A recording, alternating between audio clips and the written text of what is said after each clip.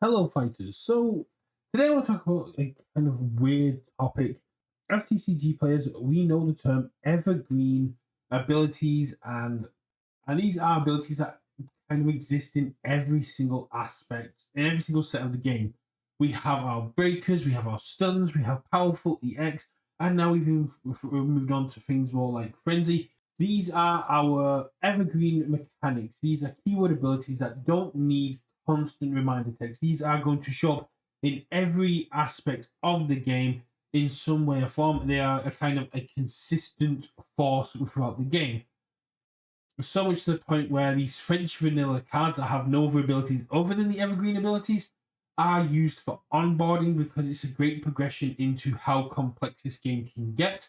And it can bolster offensive and defensive abilities in utilized ways. Knowing you have guaranteed momentum outs with powerful NEX, knowing that you have access to deeper defense using things like Breaker, are great ways to build sets and have it be a consistent running theme throughout standard, no matter what else changes. So, should this apply to characters? Should we have evergreen characters that are rotation resistant for each of the IPs within our game?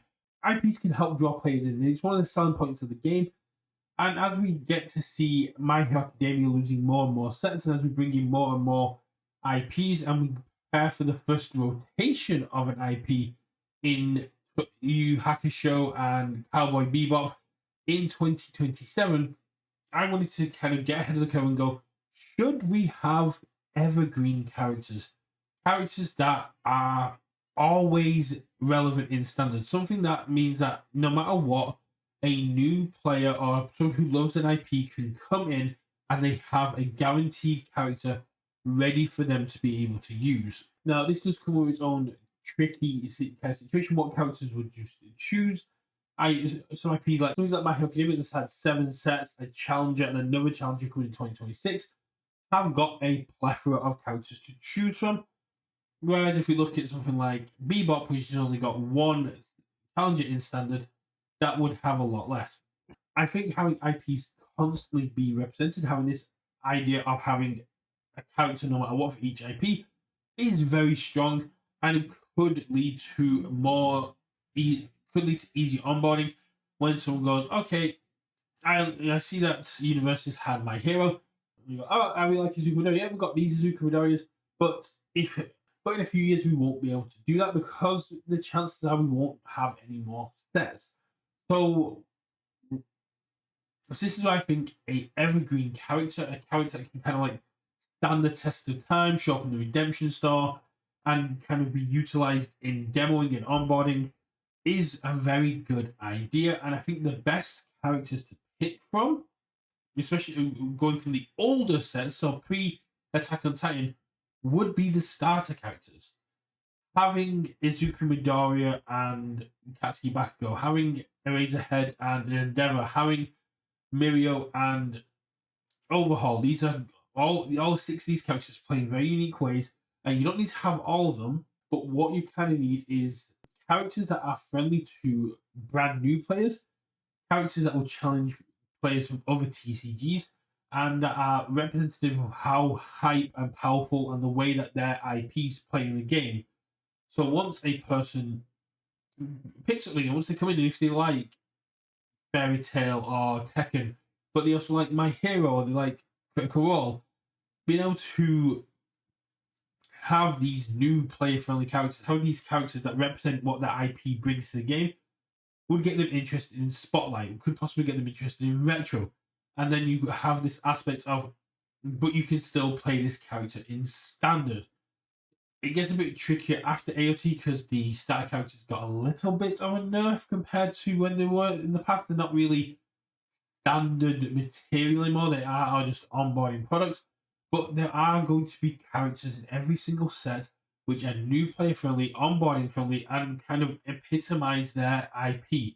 Say when Team and T rotates, if we keep the 4 boys, Leonardo, Michelangelo, Raphael, and Donatello, in standard, this means that their presence in the game is still felt. They still have aspects to be played, and they could get brand new interactions as they play, whilst they lose the resources they already had. Similarly, keeping Eren, Mikasa, Levi from Attack on Titan around could have the same effect. You have this remnants of IPs past that can get stronger. I'm not saying to like reprint Zero One and keep her in there because that limits what you can do on a design basis. But when you have these characters that have generically good abilities that will only get stronger or be able to utilize these new interactions a bit better, then you can take a look at keeping some of these characters around as an evergreen status.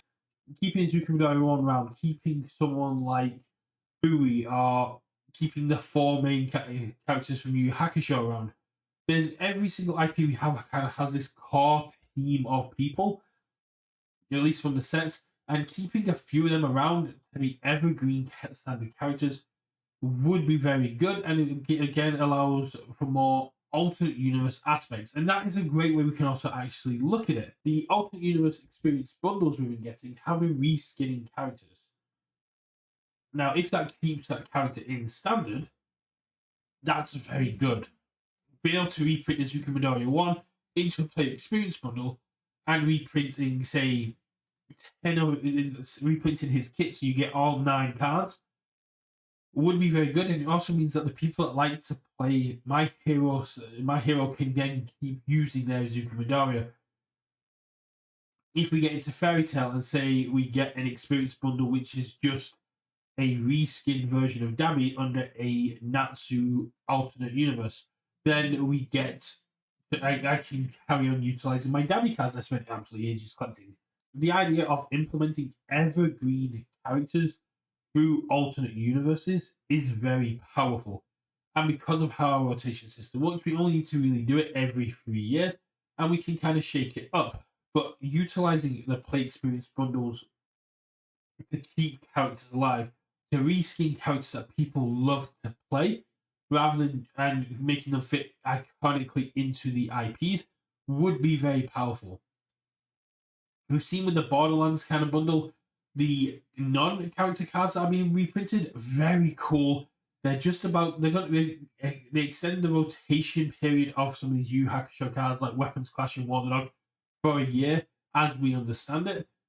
The characters not so powerful in extent. We've got Paul Phoenix, which is a very underutilized card. There's some very cool pet decks in there, but you could have gone with some characters that have already rotated out. There's some characters that may have not seen their heyday in standard. Some of the characters that may be more utilized, have more of an impact in standard today than they were going to have at their time. Some characters that the design team and the players absolutely loved that you could push further into the realms of playability, and even just, as I said, having these evergreen characters, having these starter characters, having these characters that people are using for onboarding be evergreen. So if someone goes to their local game store, goes to a big box store, finds a deal on eBay, and gets hold of the All Might All for One product, the All Might All for One product for say a few dollars or a few pounds or a few it's dollars in Australia as well, and they go, cool, I want to play this, and then they find out, oh no, that's just rotated, you can't play this locally. And you go, oh, okay, never mind. And you kind of defeats them before they were interested, but they might not want to put the time, effort, and money investment in until they've actually played the game, which they can still play with those too, but they don't get to play in the standard event. However, if they show up and go, your character's still legal, we can help, we can sort you out and stuff like that. You can have that community aspect that rally around. They become invested in the community. If they go, oh yeah, All for One and All Might 6 still legal to play because they're evergreen characters, it means that people become a lot more interested. If they pick up an Izuku Midoriya or Katsuki Bakugo, now they go, oh no, all those cards are rotated. You can play them in Spotlight, you can play them in Retro, but you can't play them in Standard. Gamers who play TCGs will understand what that means. A brand new person coming in instantly is going to have a kind of a sour taste. But if you go, oh, some of those cards are no longer standard, but your character is still legal. We've got some players here like Cameron, UVS Hermit, or Chris Smith. They've got wide collections. Let me I'll pass you the contact details. They're here now. We'll sort you out with a deck, and they get that community aspect immediately. They get this kind of rallying around. They go, okay, you're interested in the game, you're interested in the character, we can help you. And I think that's what Evergreen characters, either through experience bundles or just being rotation resistant, can bring to this game. This aspect of you love this IP, here are the characters that will never rotate. Here are the characters that will always see reprints. Here are the characters that you will always have access into this game, no matter what changes for them to be able to play.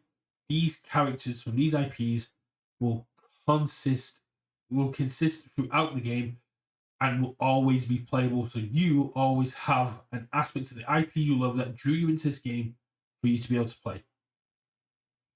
This is just a quick thought experiment that R&D came up with that I absolutely latched onto. I think Evergreen characters is going to be would be an absolute great boon to the game. As we do these one pump IPs and we then move on to other things, as Attack on Titan gets ready to rotate, as Yu Hakusho gets ready to rotate, as Cowboy Bebop Trigun get ready to rotate, and then moving on from that, we lose more and more IPs, and we keep bringing more in. We have seen when we move from MHA only, when an IP leaves, some players can go with it, especially if they don't think that IP is going to get any more support.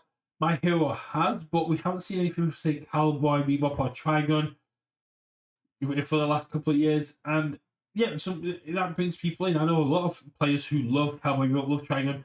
So if we had a way to keep members of the IP, characters from the IP, consistent and standard, I think this would be a solid way to show people that those IPs will always have a place in the game from the officially supported format. Retro is still very cool, but there's no retro worlds, there's no retro regional, there's no spotlight worlds, there's no spotlight regional. It's all about standard. And being able to represent the IP you love in standard would be absolutely huge. Let me know what you guys think in the comments below. Are there any characters you think should be Evergreen? Do you think the Evergreen character idea is a good one? Or do you have another way that we can represent IPs consistently in this game and make people feel loved no matter what part of the game, no matter what IP brought them into the game and how they play the game? I'll see you all at Game Night, where I'll hopefully have some Evergreen characters to show on. I'll see you there. Bye.